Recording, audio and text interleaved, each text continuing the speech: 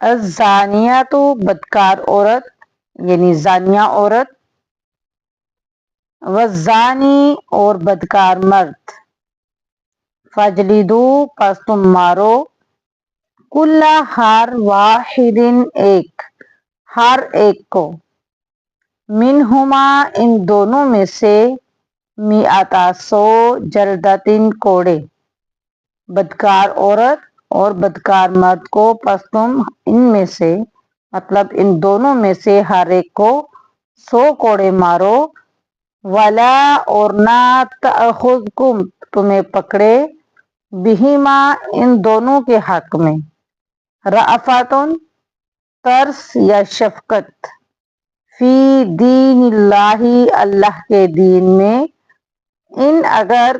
تم ہو تؤمنون ایمان رکھتے، اگر تم ایمان رکھتے ہو باللہ اللہ پر،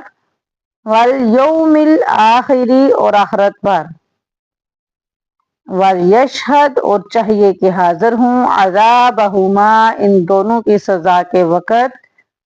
طائفۃ ایک گروہ، من المؤمنین مومنوں میں سے، طائفۃ ایک گروہ،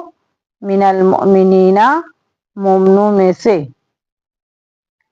اس آیت میں یہ چیز سمجھائی جا رہی ہے کہ زانیہ عورت اور زانی مرد ان دونوں کو 100 کوڑے لگائے جائیں، یہ ان کی سزا ہے، اور ان کی سزا کے وقت تمہیں ترس نہ آئے اگر تم اللہ تعالیٰ پر ایمان رکھتے ہو، یعنی اگر تمہیں اللہ تعالیٰ پر ایمان ہے تو ان دونوں کی سزا کے وقت تمہیں ترس نہیں آنا چاہیے، اور چاہیے کہ ان دونوں کی سزا کے وقت مومنوں کا ایک گروہ بھی موجود ہو۔ بخاری اور مسلم کی ایک حدیث میں ہے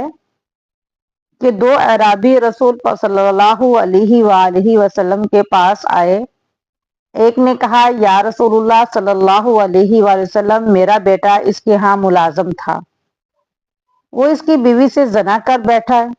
میں نے اس کے فدیے میں 100 بکریاں اور ایک لونڈی دی، پھر میں نے علماء سے دریافت کیا تو مجھے معلوم ہوا کہ میرے بیٹے پر